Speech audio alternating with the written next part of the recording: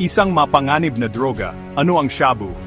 Ang shabu ay isang uri ng droga na lubhang nakakasira sa ating katawan at isipan.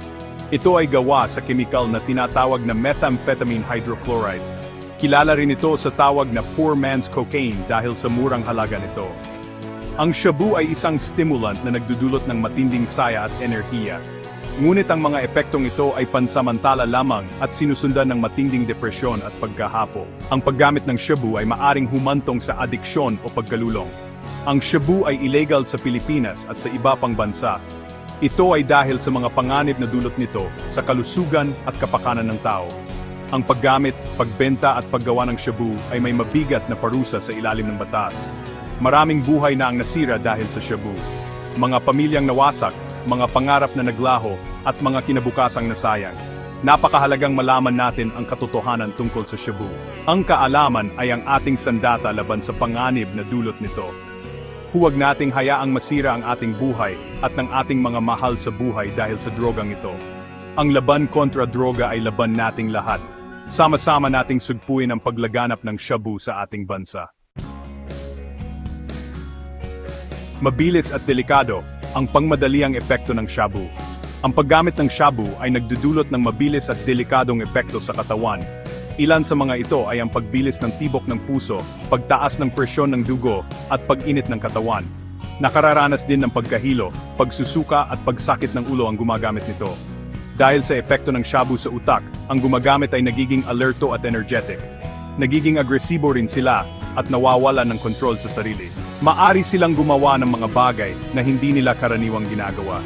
Ang mga epektong ito ay tumatagal ng ilang oras lamang, ngunit sa kabila ng maikling panahon, ang mga ito ay lubhang mapanganib at maaring magdulot ng aksidente o karahasan. Ang mga taong gumagamit ng shabu ay nagkakaroon din ng hindi magandang pangangatawan. Nawawalan sila ng gana sa pagkain at hindi nakakatulog ng maayos. Dahil dito, sila ay nagiging payat at mahina ang resistensya. Ang mga pangmadaliang epekto ng shabu ay isang babala sa atin na ito ay hindi isang biro. Ito ay isang mapanganib na droga na dapat nating iwasan. Wasak na katawan, ang pangmatagalang epekto ng shabu sa kalusugan. Ang paulit-ulit na paggamit ng shabu ay nagdudulot ng malubhang sakit. Nanghihina ang katawan at nagkakaroon ng problema sa baga, puso at atay. Ang mga sugat ay mahirap gumaling at tumataas ang panganib na magkaroon ng HIV at hepatitis C dahil sa paggamit ng karayom. Ang shabu ay unti-unting sumisira sa utak. Dahil dito, ang gumagamit ay nagiging makakalimutin at nahihirapang mag-isip ng maayos.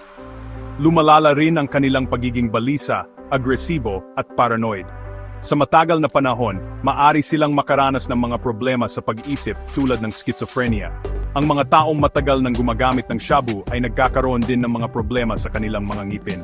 Dahil sa kemikal na taglay ng shabu, ang kanilang mga ngipin ay nagiging marupok, nabubulok, at natatanggal. Ito ay tinatawag na meth mouth. Ang mga pangmatagalang epekto ng shabu ay isang malinaw na larawan ng panganib na dulot nito. Huwag nating hayaan na umabot sa ganito ang ating buhay. Sira-ulong pag-iisip, mga epektong psikolohikal ng paggamit ng shabu. Bukod sa pisikal na epekto, ang shabu ay nagdudulot din ng malalang problema sa pag-iisip. Ang mga gumagamit ay nakakaranas ng matinding depresyon, paranoia at anxiety. Nagiging mainitin ang ulo at nawawala ang kontrol sa kanilang emosyon. Ang shabu ay nakaapekto sa dopamine level ng utak na responsible sa ating pakiramdam ng kasiyahan.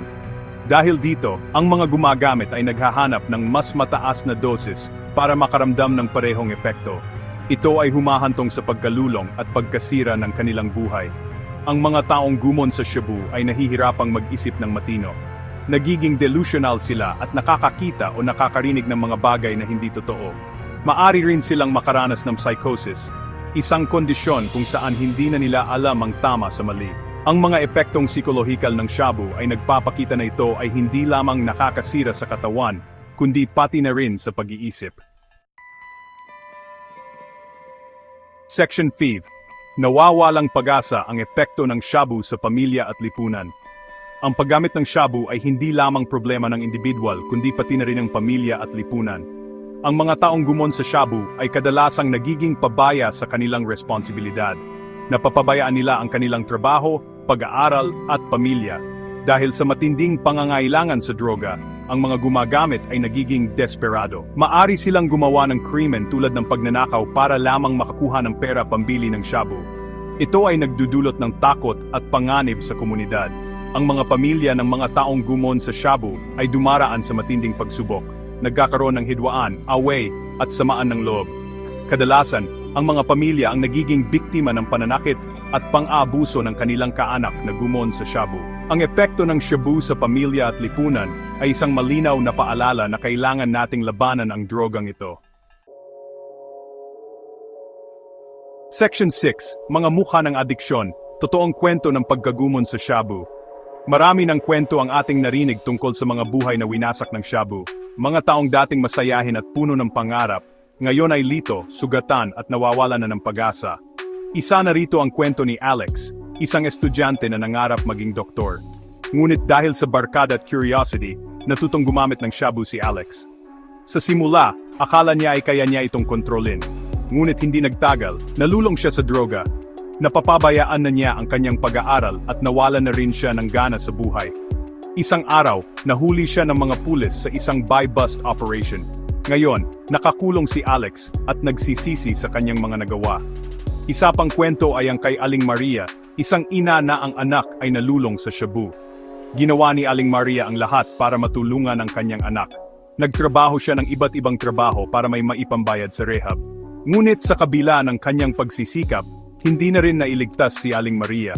Namatay ang kanyang anak dahil sa overdose. Ang mga kwentong ito ay nagpapakita ng mapait na katotohanan tungkol sa shabu. Ito ay isang mapanganib na patibong na maaring sumira sa buhay ng kahit sino.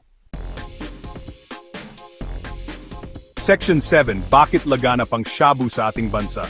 Maraming dahilan kung bakit laganap ang shabu sa ating bansa. Isa na rito ay ang kahirapan. Maraming Pilipino ang nakakaranas ng kahirapan at kawalan ng trabaho. Dahil dito, madali silang matukso na gumamit ng shabu para makalimutan ang kanilang problema. Isa ring dahilan ay ang kakulangan sa edukasyon. Maraming Pilipino ang walang sapat na kaalaman tungkol sa panganib ng paggamit ng shabu. Hindi nila alam ang mga epekto nito sa kanilang kalusugan at buhay. Ang korupsyon sa gobyerno ay isa rin sa mga dahilan kung bakit patuloy ang paglaganap ng shabu sa ating bansa. May mga opisyal ng gobyerno na sangkot sa pagpapalusot at pagbebenta ng droga. Napakahalagang matukoy natin ang mga dahilan ng paglaganap ng shabu para makagawa tayo ng epektibong solusyon. Section 8, Laban kontra droga, pag-iwas at suporta para sa isang mapayapang bukas. Ang paglaban sa droga ay hindi lamang responsibilidad ng gobyerno. Ito ay responsibilidad nating lahat. Bilang mga mamamayan, dapat tayong magtulungan para maiwasan ang paglaganap ng shabu sa ating komunidad. Dapat nating turuan ang ating mga anak tungkol sa panganib ng droga. Maging mabuting halimbawa tayo sa kanila sa pamamagitan ng pamumuhay ng malusog at malayo sa bisyo. Sumuporta tayo sa mga programa ng gobyerno laban sa droga. Maging aktibo tayo sa ating komunidad at i-report sa mga autoridad ang anumang impormasyon tungkol sa paggamit at pagbebenta ng droga. Napakahalaga rin na magbigay tayo ng suporta sa mga taong nalulong na sa droga. Tulungan natin silang magbagong buhay at makabalik sa lipunan. Maraming rehabilitation center ang nagbibigay ng libreng serbisyo para sa mga taong gustong magpagaling. Ang laban kontra droga ay isang mahabang laban. Ngunit kung tayo ay magtutulungan, makakamit din natin ang isang mapayapang bukas na malaya sa droga. Section 9, Tulong at Pag-asa, mga hakbang tungo sa pagbangon. Para sa mga taong nais ng kumawala sa tanikala ng adiksyon, may pag-asa. Ang unang hakbang ay ang pag-amin sa sarili na may problema at humingi ng tulong.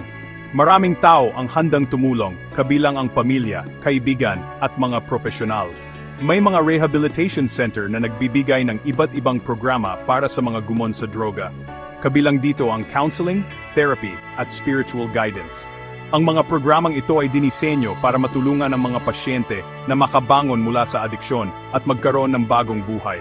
Napakahalaga rin ang suporta ng pamilya at komunidad sa pagbangon ng isang tao mula sa adiksyon.